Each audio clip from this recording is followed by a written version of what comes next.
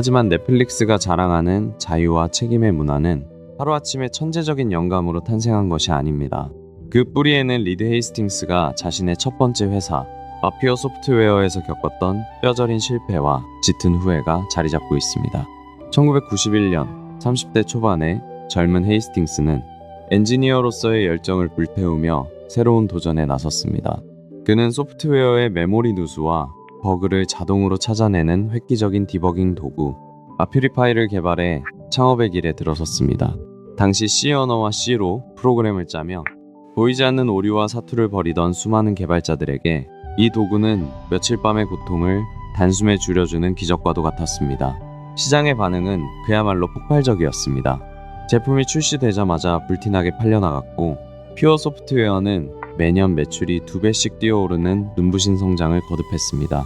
초기 10명 남짓이던 시절 사무실은 마치 매일같이 해커톤이 열리는 열정적인 동아리방 같았습니다.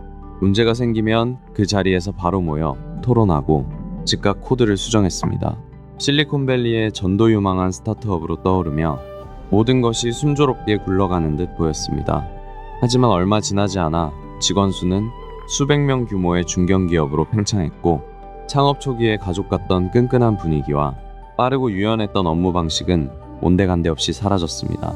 사무실은 점차 통제할 수 없는 혼란의 소용돌이에 빠져들었습니다. 직원 수가 폭증하자 부서 간의 소통은 번번이 엉켰고 업무의 경계는 모호해졌습니다. 영업팀이 고객으로부터 중대한 버그 리포트를 받아도 이것을 개발팀의 어느 부서에 전달해야 할지 몰라 책상 위에 방치되기 일쑤였습니다. 고객에게 약속한 제품 출시일은 어김없이 지연되었고 불만이 접수되어도 누구 하나 자신의 일처럼 책임지고 발빠르게 나서는 사람이 없었습니다. 크고 작은 실수가 매일같이 터져나오며 급격한 성장이 오히려 회사의 기반을 위협하는 아슬아슬한 상황이 전개되었습니다. 이 걷잡을 수 없는 혼돈을 잠재우고 질서를 부여하기 위해 젊은 CEO 헤이스팅스가 선택한 해결책은 당시 거의 모든 경영서가 조언하는 정석적인 방법이었습니다. 바로 규칙과 프로세스의 적극적인 도입이었죠. 그는 회사를 체계적으로 관리해야 한다는 경영자로서의 강박과 압박감에 사로잡혀 있었습니다. 마치 무법지대에 강력한 보안관을 투입하듯 곧바로 인사부서가 신설되고 두꺼운 직원 규정집이 편찬되었습니다. 모든 업무 단계의 엄격한 승인 절차와 가이드라인이 촘촘하게 도입되었습니다. 예를 들어 누군가 출장비로 값비싼 식사를 하면 출장 경비의 한도를 정하는 규정이 생겼고 어떤 직원이 무단으로 결근을 하면 휴가 사용에 대한 복잡한 서면 승인 절차가 만들어졌습니다. 개발팀에서 작은 코드 오류가 발생할 때마다 경영진은 똑같은 문제가 재발하는 것을 원천 봉쇄하기 위해 제품 테스트와 출시 과정에 새로운 승인 단계를 하나씩 얹었습니다. 직원의 사소한 경비 청구부터 핵심적인 소프트웨어 코드의 반영에 이르기까지 모든 행동은 철저한 지침과 매뉴얼의 통제를 받게 되었습니다. 단기적으로 이 강력한 통제 처방은 매우 효과적인 듯 보였습니다. 절차와 시스템이 자리 잡으면서 어처구니 없는 실수는 눈에 띄게 줄어들었습니다. 예측 불가능했던 혼란이 사라지고 회사는 마치 거대한 톱니바퀴가 한치의 오차도 없이 맞물려 돌아가듯 질서정연해졌습니다. 외부의 투자자들이나 언론에서 보기에는 체계를 완벽히 갖추고 안정적으로 굴러가는 탄탄한 기업의 면모를 완성한 것처럼 보였죠. 이사회 회의실에서는 새로운 프로세스가 성공적으로 작동하고 있다며 자축하는 분위기마저 감돌았습니다. 하지만 얼마 지나지 않아 헤이스팅스는 자신이 직접 고안하고 도입한 이 시스템이 가져온 매우 치명적이고도 비극적인 부작용을 뼈저리게 목격하게 됩니다. 가장 먼저 수면 위로 떠오른 징후는 회사를 이끌던 최고 인재들의 연이은 이탈이었습니다. 얽히고 설킨 복잡한 규제와 답답한 관료주의에 지쳐버린 창의적인 핵심 엔지니어들이 하나둘씩 짐을 싸기 시작한 것입니다. 과거에는 커피를 마시며 나눈 기발한 아이디어가 그날 오후에 바로 제품에 반영되곤 했지만 이제는 혁신적인 아이디어를 제안해도 수십 페이지에 달하는 기획서를 작성하고 수많은 결제 라인과 검토위원회를 거쳐야만 했습니다. 그 지루한 과정 속에서 최초에 빛나던 아이디어는 무산되거나 평범하게 변질되기 일쑤였습니다. 아무리 뛰어난 천재 엔지니어라도 복잡한 문서 양식을 채우다 보면 혁신에 대한 열정이 식어버리기 마련입니다. 뛰어난 인재들은 꽉 짜인 절차에 얽매이기보다 스스로 판단하고 자유롭게 문제를 해결하는 역동적인 환경을 갈망했습니다. 그러나 관료화된 퓨어 소프트웨어는 더 이상 그런 자유를 제공하지 못했습니다. 결국 회사의 눈부신 성장을 견인했던 우수한 직원들은 미련 없이 떠나갔고, 그 빈자리는 정해진 규칙을 수동적으로 따르며 주어진 일만 기계적으로 처리하는 평범한 사람들로 빠르게 채워졌습니다. 매뉴얼의 두께가 두꺼워질수록 회사의 전반적인 인재 밀도는 눈에 띄게 하락했고, 조직 전체에 정해진 대로만 하자는 무사한 일주의가 독버섯처럼 퍼져나갔습니다. 가장 뼈아픈 타격은 시장이 급격히 변화하는 혁신의 시기가 도래했을 때 여실히 드러났습니다. 1990년대 중반, 소프트웨어 산업은 전통적인 유닉스 운영체제 중심에서 윈도우와 인터넷, 그리고 자바의 등장으로 빠르게 재편되고 있었습니다.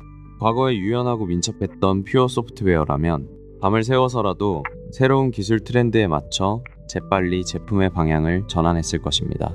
그러나 수많은 규정과 복잡한 절차에 묶여 몸집이 비대해질 대로 비대해진 회사는 다가오는 거대한 변화의 파도 앞에서도 기민하게 반응할 수 없었습니다. 새로운 언어를 지원하는 프로젝트를 시작하려 해도 수많은 부서의 승인과 끝없는 회의를 거치느라 수개월의 시간이 허비되었습니다. 치명적인 오류를 방지하기 위해 촘촘하게 쳐놓았던 방어망이 역설적으로 회사가 앞으로 나아가는 발목을 꽉 붙잡는 거대한 족쇄가 되어버린 것입니다. 결국 퓨어 소프트웨어는 시장의 새로운 흐름에 적응하지 못하고 경쟁사들에게 혁신의 주도권을 허망하게 내어주고 말았습니다. 성장의 한계에 직면한 회사는 결국 1997년 레셔널 소프트웨어라는 더 큰 기업에 인수되는 길을 택하게 됩니다. 주식 매각을 통해 헤이스팅스는 막대한 부를 거머쥐었고, 표면적으로 볼 때 이 거래는 스타트업 창업자가 꿈꿀 수 있는 재무적인 대성공이었습니다. 하지만 헤이스팅스 개인의 내면에서 이 일련의 과정은 결코 자랑스러운 성공으로 기억되지 않았습니다. 오히려 그것은 평생 지워지지 않을 끔찍한 악몽이자 경영자로서의 뼈아픈 실패로 가슴 깊이 각인되었습니다. 회사를 매각한 후 그는 한동안 경영의 본질에 대해 깊은 상념에 빠졌습니다.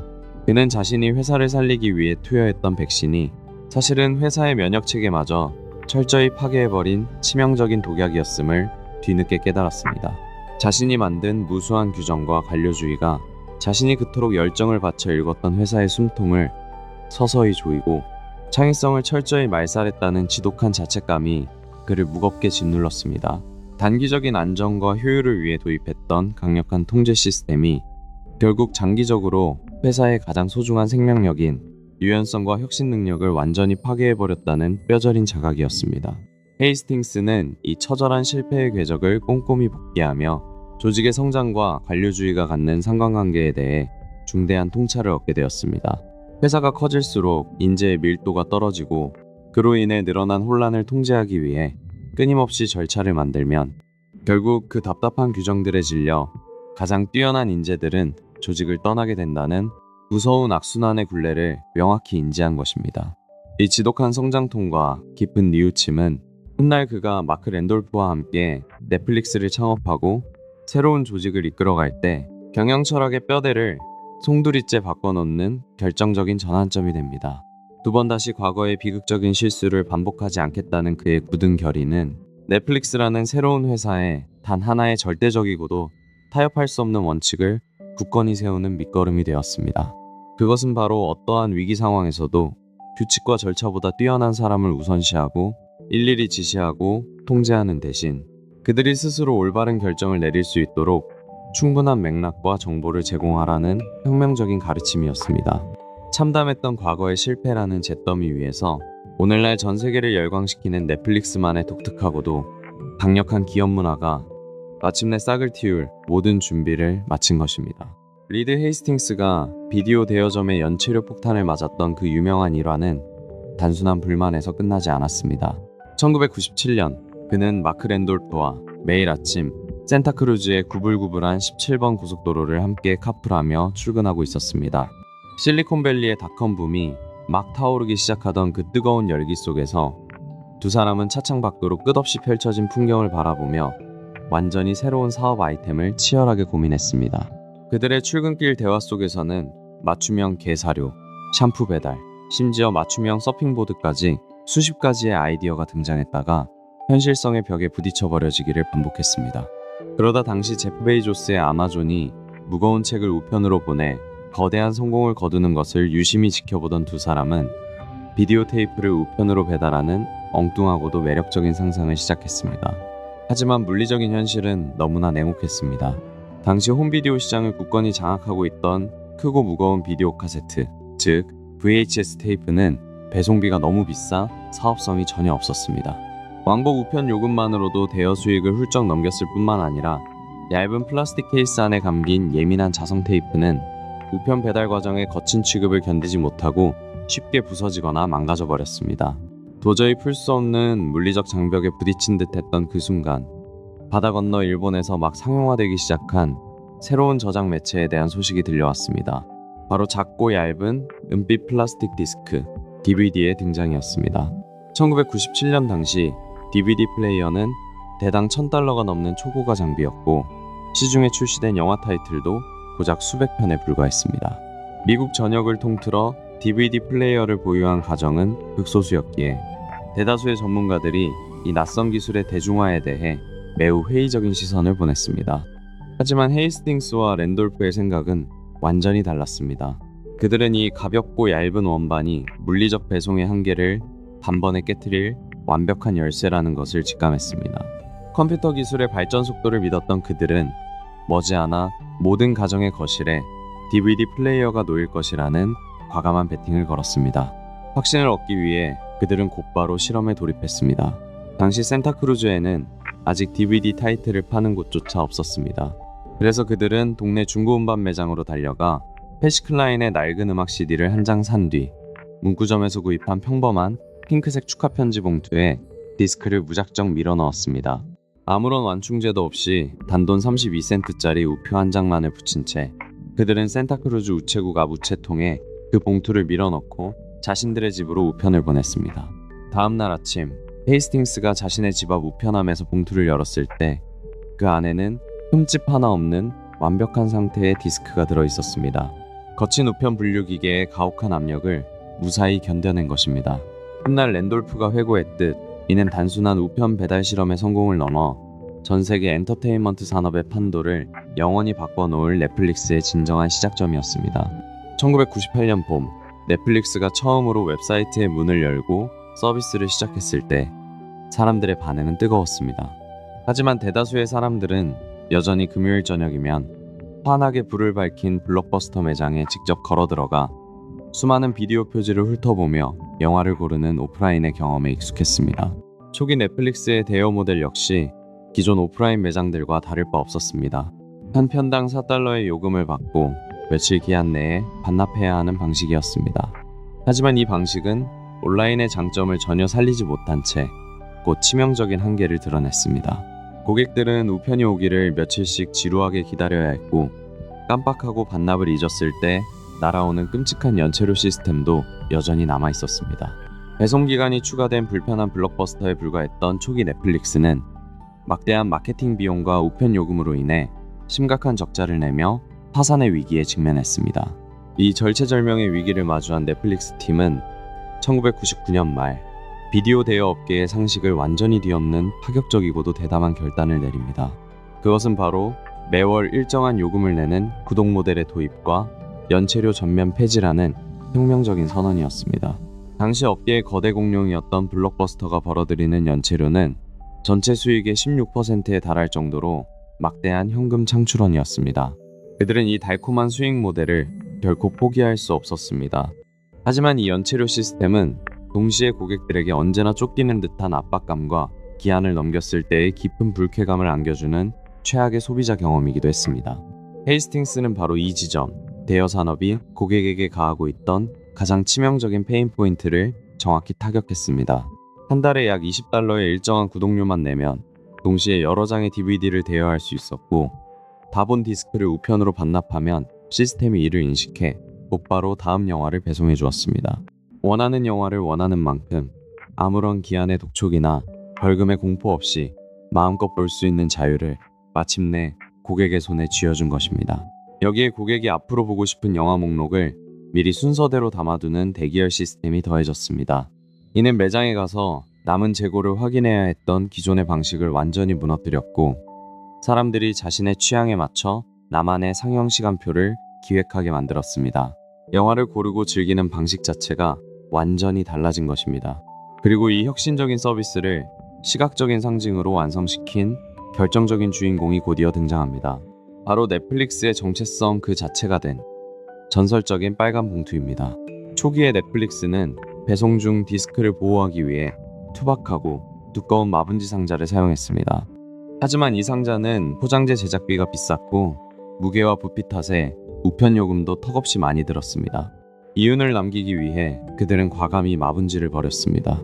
수십 번의 험난한 왕복 배송 과정을 견뎌내기 위해 얇은 디스크를 완벽하게 보호하면서도 우체국의 자동화된 고속 분류 기계를 무사히 통과할 수 있는 유연한 종이봉투를 새롭게 개발했습니다.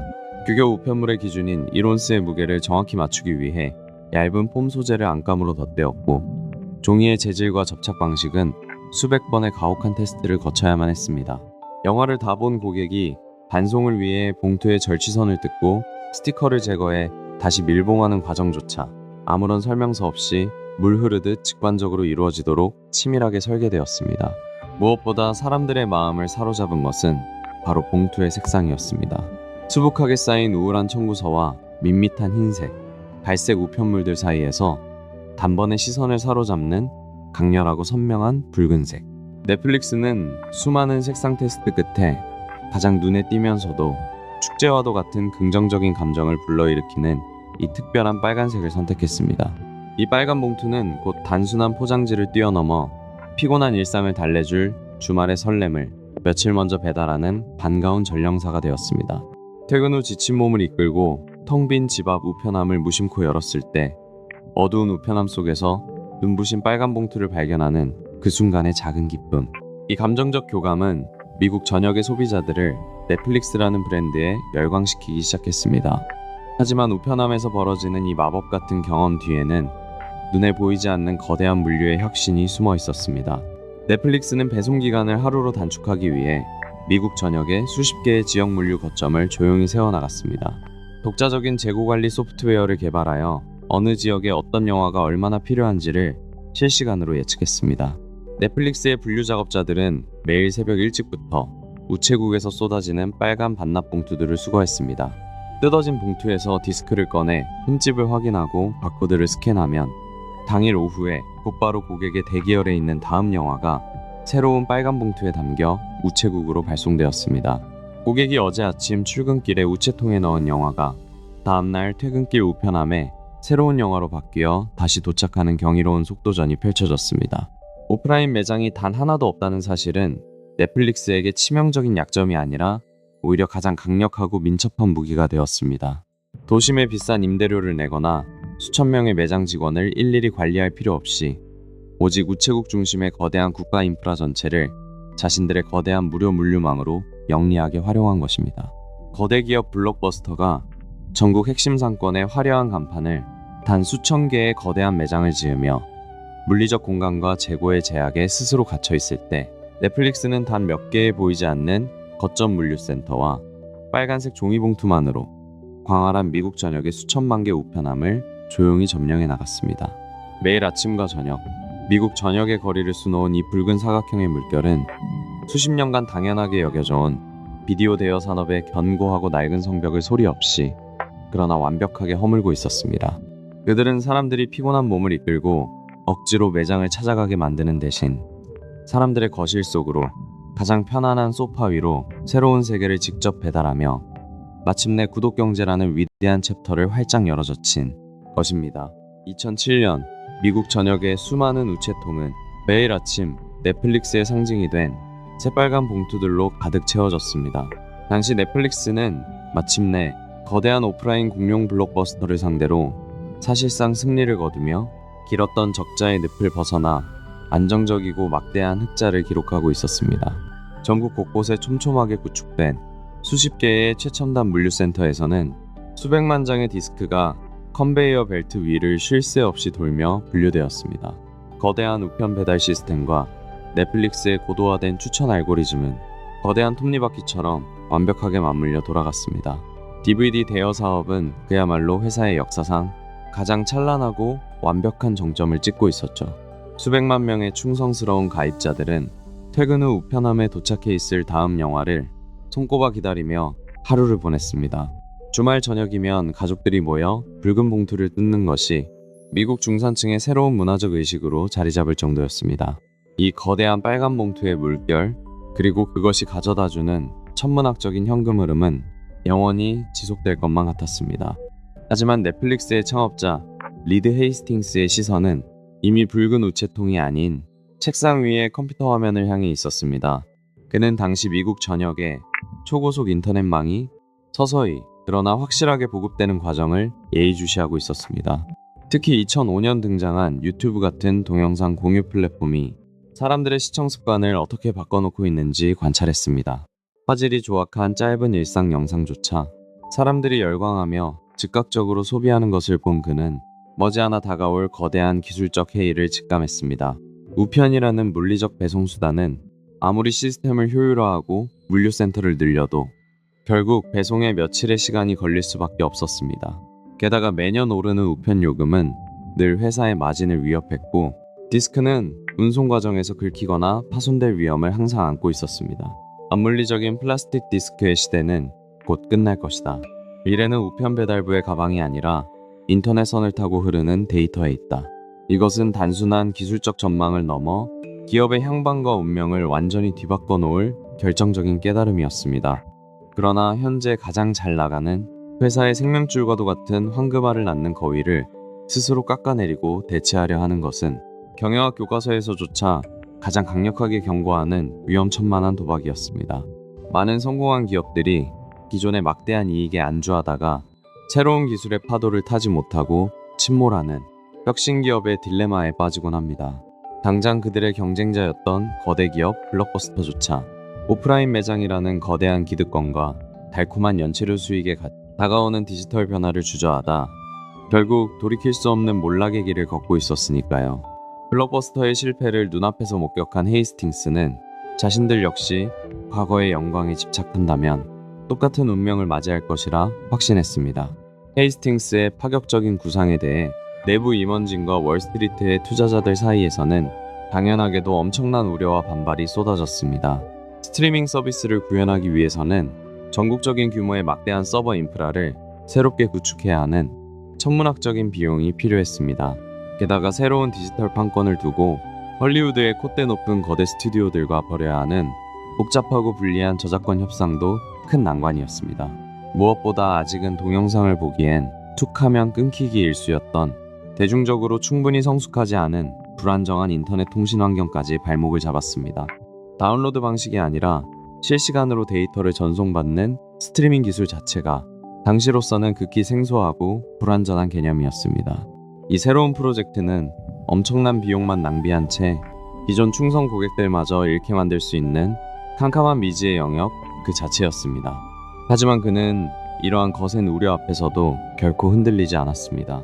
헤이스팅스는 1997년 회사를 처음 설립할 때부터 이름이 DVD 플릭스가 아니라 인터넷망을 뜻하는 넷플릭스였다는 사실을 단 한시도 잊은 적이 없었습니다. 언젠가 인터넷으로 영화를 보게 하겠다는 초기 설립의 장기적인 비전을 실현할 기술적 토대가 10년 만에 마침내 마련된 것입니다.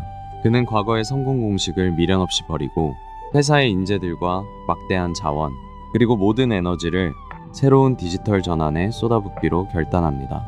마침내 2007년 1월, 넷플릭스는 그동안 땀 흘려 쌓아 올린 거대한 오프라인 기득권을 뒤로한 채 워치나우라는 이름의 인터넷 스트리밍 서비스를 세상에 전격 공개합니다. 기존 DVD 대여 요금제 가입자들에게 무료 부가 서비스 형태로 제공된 이 기능은 넷플릭스의 새로운 시대가 열렸음을 알리는 신호탄이었습니다. 물론 웅장한 선언과 달리 출시 직후의 초기 시스템은 사람들의 기대에 비해 한참 부족하고 몹시 투박했습니다.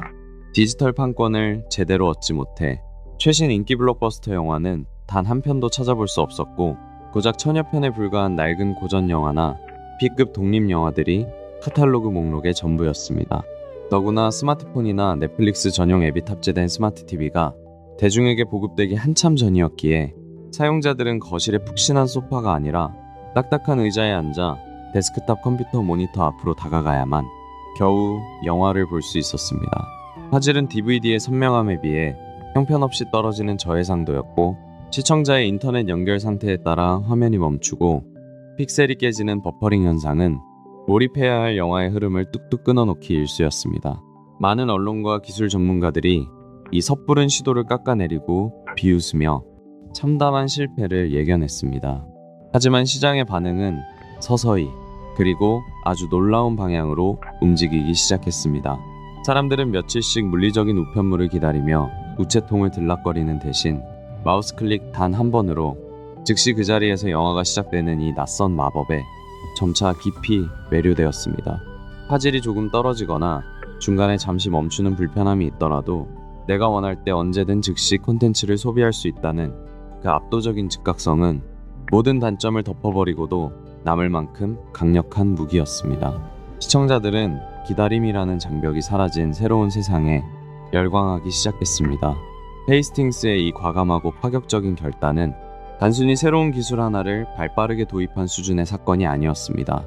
기업이 가장 완벽하고 찬란했던 성공의 순간에 도달했을 때 스스로 자신의 과거를 부수고 불확실한 미래의 벼랑 끝으로 몸을 던진 이 놀라운 피벗은 결과적으로 전 세계 인류가 영화와 드라마 같은 미디어 콘텐츠를 소비하는 방식 자체를 송두리째 바꿔놓았습니다.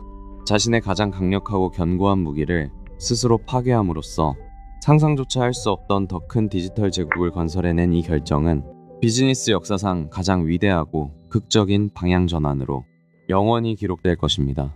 넷플릭스의 진정한 도약은 그들이 단순히 남의 영화를 빌려주는 유통망 역할의 한계를 느끼면서 시작되었습니다. DVD 대여 사업을 넘어 스트리밍 서비스가 폭발적으로 성장하던 2010년대 초반, 헐리우드의 분위기는 심상치 않게 돌아가고 있었습니다. 전통적인 스튜디오와 방송국들은 처음에는 넷플릭스를 그저 지난 영화나 틀어주며 부가적인 수익을 창출하는 디지털 창구 정도로 가볍게 여겼습니다. 타임워너의 최고 경영자 제프 뷰크스는 넷플릭스를 두고 마치 알바니아 군대가 세계를 정복하겠다고 나서는 꼴이라며 공개적으로 비웃기도 했죠.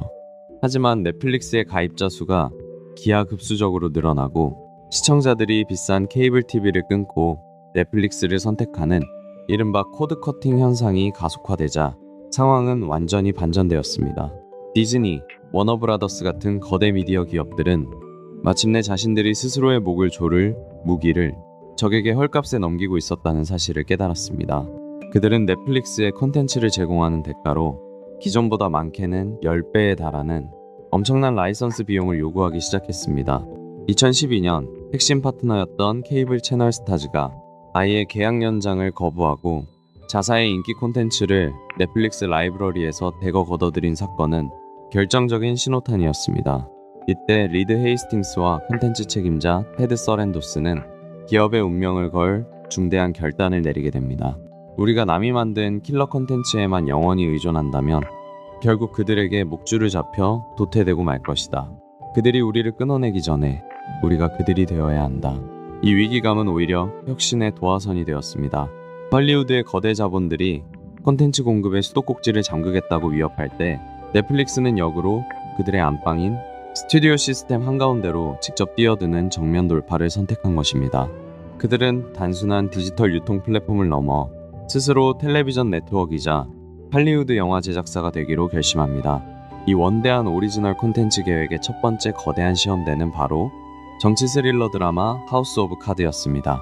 당시 데이비드 핀처 감독이 연출을 맡고 케빈 스페이시가 주연으로 나선 이 작품의 판권을 두고 HBO를 비롯한 전통의 케이블 강호들이 치열한 눈치 싸움을 벌이고 있었습니다. 보통 미국의 대형 방송국들은 거액을 투자하기 전에 파일럿 에피소드 하나를 먼저 제작하여 시청자 반응을 살핀 뒤 정규 편성을 결정하는 안전한 방식을 택합니다. 하지만 넷플릭스의 진정한 무기는 할리우드의 감이 아니라 수천만 명의 가입자들로부터 수집한 방대한 시청 데이터였습니다. 데이터 과학자들은 단순히 시청 이력만 본 것이 아니었습니다. 시청자가 어느 장면에서 일시 정지를 누르고 어떤 요일에 주로 정치 스릴러를 소비하며 데이비드 핀처 특유의 어둡고 차가운 영상미에 어떻게 반응하는지까지 수십억 개의 데이터 포인트를 융합했습니다. 가입자들이 어두운 스릴러 영화를 중간에 끄지 않고 끝까지 시청하는 비율이 얼마나 압도적으로 높은지 정밀하게 분석했죠. 또한 주연 배우들의 출연작을 찾아보는 클릭 유도 패턴과 원작인 영국판 정치 드라마의 두터운 마니아층 데이터를 겹쳐보았습니다. 이 복잡한 데이터 세트가 완벽하게 교집합을 이룬다는 사실을 확인한 넷플릭스는 실패할 확률이 거의 없다는 확신 아래 과감한 베팅을 감행합니다. 할리우드의 노련한 제작자 몇 명의 직관에 의존하던 관행을 버리고 수학적 확률로 정밀하게 계산된 과학적 투자로 변모하는 순간이었습니다. 파일럿 제작이라는 수십 년 된 관행을 단숨에 무시하고 무려 1억 달러라는 천문학적인 자본을 투입해 2개의 시즌, 총 26편의 에피소드를 단번에 확정 지어버린 것입니다. 이는 할리우드 역사상 전례를 찾아볼 수 없는 충격적인 도박이었습니다. 2013년 2월 하우스 오브 카드가 처음 공개된 날 넷플릭스는 또 하나의 거대한 금기를 산산조각냅니다. 매주 특정 요일에 단 한 편의 에피소드만을 방영하며 시청자들을 애태우던 전통적인 방송 규칙을 버리고 시즌 1의 전체 에피소드를 하루아침에 동시 공개해버린 것입니다. 전통적인 방송 시스템에서 작가들은 중간 광고 시간에 시청자가 채널을 돌리지 못하도록 억지스러운 전개나 자극적인 클리프행어를 만들어야만 했습니다. 하지만 넷플릭스는 광고가 없었기에 창작자들은 오직 이야기의 자연스러운 흐름과 캐릭터의 깊은 내면에만 집중할 수 있었습니다. 이로 인해 드라마는 한 편의 긴 영화처럼 유려해졌고 서사의 밀도는 비교할 수 없을 만큼 높아졌습니다. 시청자가 무엇을, 언제, 얼마나 볼지를 방송국의 편성표가 아닌 시청자 스스로 결정하게 만든 이 파격적인 방식은 텔레비전의 패러다임을 영구적으로 바꿔놓았습니다. 이른바 빈지 워칭, 즉 몰아보기라는 새로운 대중문화가 탄생하는 역사적인 순간이었습니다. 시청자들은 다음 주를 기다릴 필요 없이 주말 내내 소파에 파묻혀 밤을 지새우며 다음 에피소드로 향하는 재생 버튼을 눌렀습니다. 다음 화가 5초 뒤에 시작됩니다 라는 화면. 하단의 작은 카운트다운 타이머는 사람들을 화면 앞을 떠나지 못하게 만드는 마법의 주문이 되었습니다. 사람들은 월요일 아침 직장에 출근해 주말 동안 몰아본 드라마의 결말을 이야기하기 바빴습니다. 하우스 오브 카드는 비평가들의 압도적인 찬사와 함께 인터넷 스트리밍 드라마 최초로 에미상 3관왕을 차지했고 넷플릭스는 단숨에 프리미엄 콘텐츠 제작사로 그 위상이 수직 상승했습니다. 이 첫 번째 성공은 넷플릭스에게 두려움 없는 자신감을 심어주었습니다. 이후 다채로운 장르의 오리지널 시리즈들을 쏟아내며 제국의 영토를 공격적으로 확장해 나갔습니다. 전통적인 할리우드 시스템에 지쳐있던 창작자들은 점차 넷플릭스의 방식에 깊이 매료되기 시작했습니다. 가장 큰 매력은 바로 창작의 전폭적인 자유였습니다. 넷플릭스는 첫 방송 시청률에 목을 매고 대본에 시시콜콜 간섭하는 기존 방송국 경영진들과 달랐습니다. 특정 연령대의 타깃 시청률에 억지로 맞출 필요도 없었죠. 그 결과 기묘한 이야기나 오렌지 이즈 더 뉴 블랙처럼 기존 방송국에서는 상업성이 부족하거나 소재가 파격적이라는 이유로 거절당했던 혁신적인 대본들이 모두 넷플릭스의 품으로 몰려들었습니다.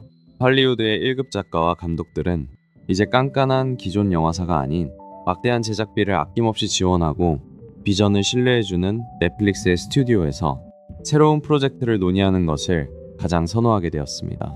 나아가 넷플릭스의 거대한 야망은 이미 포화 상태에 이른 북미 시장이라는 좁은 울타리에 머무르지 않았습니다. 그들은 자막과 더빙 기술에 막대한 투자를 단행하며 전 세계 각국의 창작자들과 손을 잡고 현지 문화를 깊이 있게 담아낸 로컬 오리지널 제작에 본격적으로 뛰어들었습니다. 철저히 그 나라의 시청자를 타깃으로 만든 작품이 역으로 글로벌 흥행을 이끄는 현상이 나타나기 시작했습니다. 스페인 마드리드 조폐국을 터는 종이의 집, 독일의 복잡한 타임슬립 스릴러 다크, 영국의 10대 문화를 그린 오티스의 비밀 상담소 등은 언어의 장벽을 훌쩍 넘어 전 세계적인 신드롬을 일으켰습니다.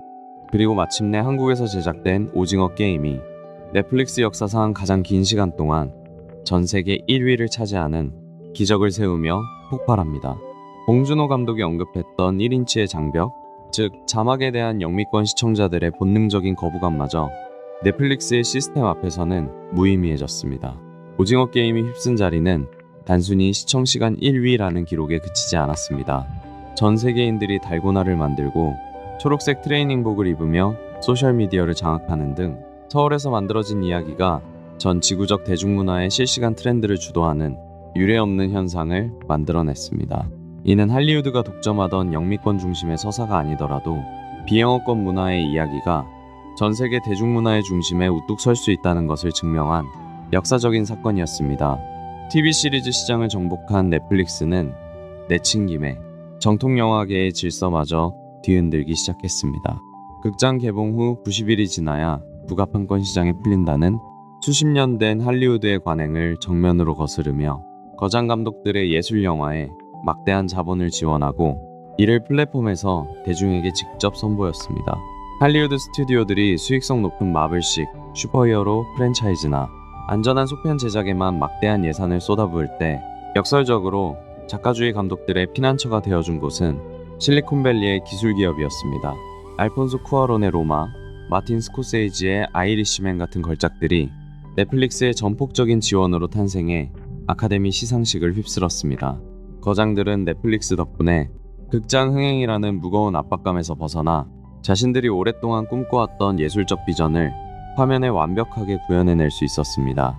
초기에는 넷플릭스가 생태계를 파괴한다며 세계 유수의 영화제에서 상영을 거부하고 반발했던 전통주의자들과 평론가들도 점차 시대의 변화를 체감했습니다.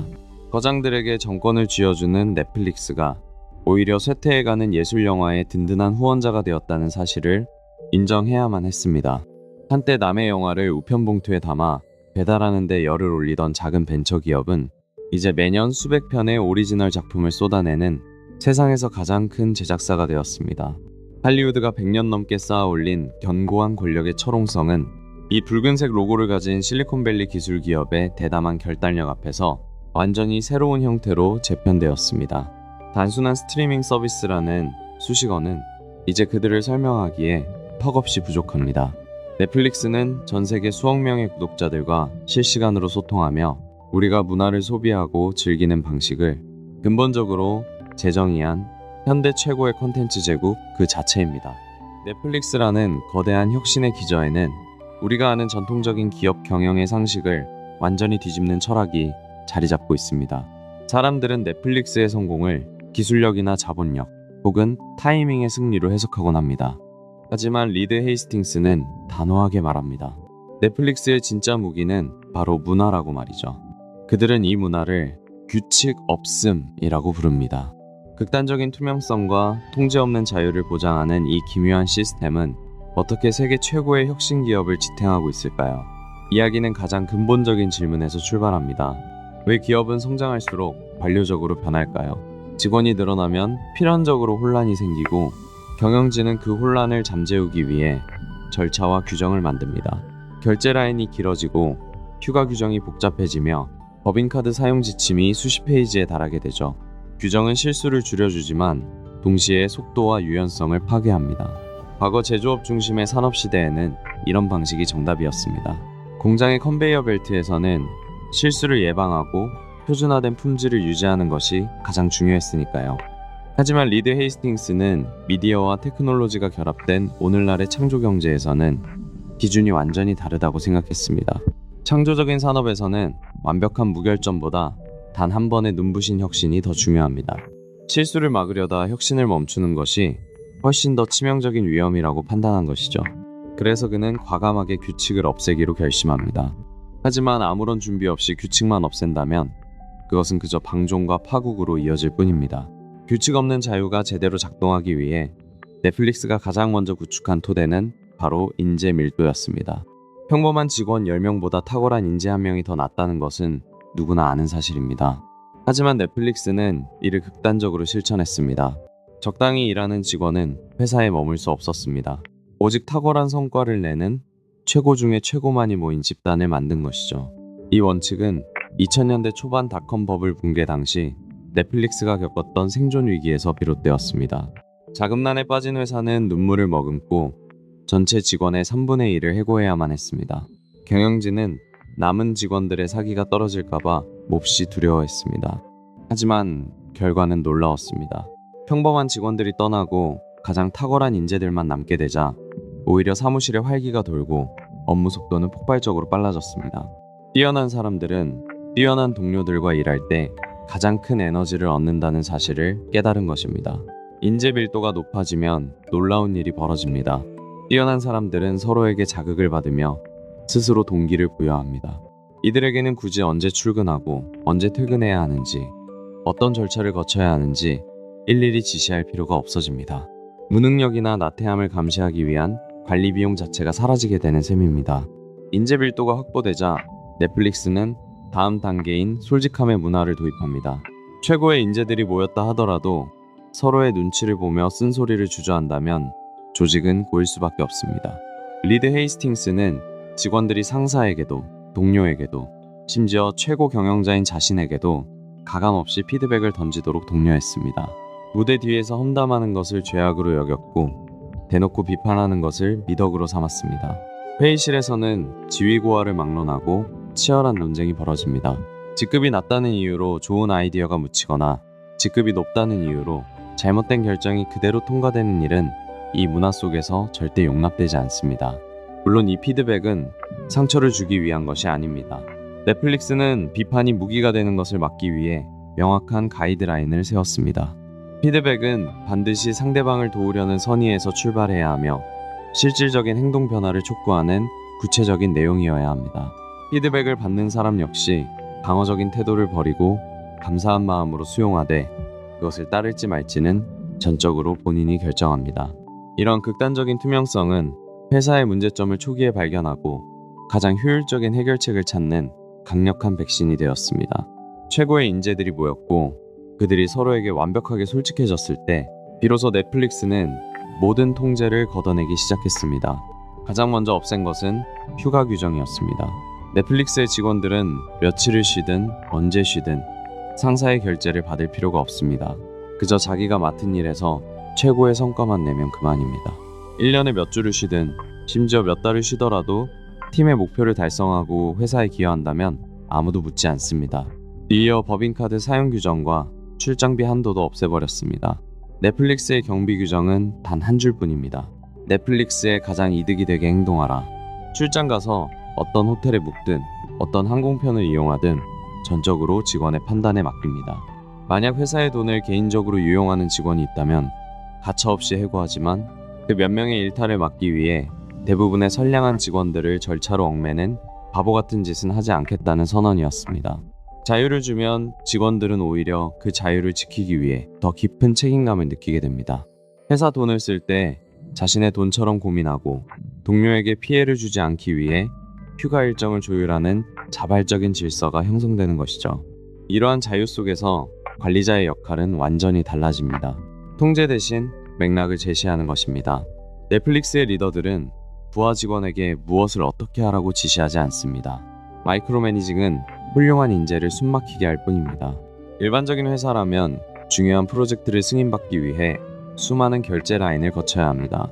하지만 넷플릭스에서는 담당 실무자가 충분한 맥락을 파악하고 있다면 스스로 결정을 내리고 실행에 옮길 권한을 가집니다. 대신 그들이 올바른 결정을 내릴 수 있도록 모든 정보와 목표, 그리고 회사의 현재 상황을 투명하게 공유합니다. 리드 헤이스팅스는 이를 배의 선장에 비유합니다. 선원들에게 노를 젓는 방법을 일일이 가르치고 감시하는 것이 아니라 저 멀리 빛나는 바다에 대한 갈망을 심어주고 배가 나아가야 할 방향을 알려주는 것이 리더의 진짜 역할이라는 뜻입니다. 만약 직원이 바보 같은 결정을 내렸을 때 넷플릭스의 리더는 직원을 탓하기 전에 스스로에게 묻습니다. 내가 어떤 맥락을 잘못 전달했는가? 그가 올바른 판단을 내리는데 필요한 정보를 모두 주었는가? 이 질문은 리더가 권위가 아닌 소통으로 팀을 이끌도록 만듭니다. 물론 이 모든 시스템이 느슨한 방종으로 흐르지 않게 유지하기 위해 넷플릭스는 아주 냉혹하고도 엄격한 기준을 적용합니다. 바로 키퍼 테스트입니다. 리더들은 정기적으로 스스로에게 질문합니다. 내 팀원 중 누군가가 내일 당장 그만두겠다고 한다면 나는 그를 붙잡기 위해 싸울 것인가? 만약 그 대답이 아니오라면 그 직원은 즉시 두둑한 퇴직금을 받고 회사를 떠나야 합니다. 넷플릭스는 자신들이 무조건적인 사랑을 베푸는 가족이 아니라 올림픽 우승을 목표로 하는 프로스포츠 팀이라고 분명히 말합니다. 가족이라면 무능하더라도 끝까지 안고 가야 하지만 프로팀이라면 각 포지션에 최고의 기량을 갖춘 선수를 배치해야만 승리할 수 있기 때문입니다. 두둑한 퇴직금은 해고된 직원이 다음 커리어를 준비할 수 있게 돕는 동시에 관리자가 해고를 미루며 적당한 타협을 하는 것을 막아줍니다. 이 차가운 원칙은 넷플릭스의 인재 밀도를 최고 수준으로 유지하는 가장 강력한 방어막입니다. 넷플릭스의 문화가 미국을 넘어 전 세계로 확장될 때 사람들은 이 기이한 철학이 다른 문화권에서는 철저히 실패할 것이라고 예상했습니다. 예를 들어 조화를 중시하고 체면을 따지는 아시아 국가나 위계 질서가 강한 남미 국가에서 극단적인 솔직함이 통할 리 없다는 비판이 많았죠. 상사에게 공개적으로 반대 의견을 내는 것은 어떤 문화권에서는 심각한 결례로 여겨지니까요. 하지만 넷플릭스는 규칙 없음의 철학마저도 유연하게 변주했습니다. 그들은 각국의 문화적 차이를 세밀하게 연구했고 피드백을 전달하는 방식은 각국의 문화적 맥락에 맞게 부드럽게 조정했습니다. 때로는 비공식적인 자리에서 조심스럽게 의견을 나누도록 장려하기도 했고 피드백의 어조를 다듬는 법을 교육하기도 했죠. 하지만 투명하게 소통한다는 핵심 가치만큼은 절대 타협하지 않았습니다. 그 결과 넷플릭스의 문화는 190여 개국에서 일하는 수천 명의 다양한 국적의 직원들을 하나로 묶는 강력한 접착제가 되었습니다. 원칙을 지키면서도 환경에 적응하는 이 유연성이야말로 넷플릭스 방식의 진정한 위력입니다. 리드 헤이스팅스가 만든 이 규칙 없음의 문화는 단순히 실리콘밸리 테크 기업의 별난 사내 복지가 아닙니다. 그것은 변화의 속도가 그 어느 때보다 빠른 21세기에 기업이 어떻게 생존하고 진화해야 하는지를 보여주는 완벽한 경영학적 패러다임의 전환입니다. 통제를 버리고 자유를 주었을 때, 그리고 그 자유에 걸맞은 무거운 책임을 요구했을 때, 인간은 규칙의 굴레 속에서는 상상할 수도 없었던 엄청난 창의성과 잠재력을 폭발시킵니다. 만약 그들이 전통적인 기업들처럼 복잡한 규정과 관료주의에 갇혀 있었다면 과거 블록버스터가 그랬듯 시대의 변화를 따라가지 못하고 도태되었을 것입니다. 하지만 넷플릭스는 우편으로 DVD를 배달하던 대여업에서 출발해 스트리밍의 시대를 열고 더 나아가 오리지널 콘텐츠 제작사로 거침없이 변신할 수 있었습니다.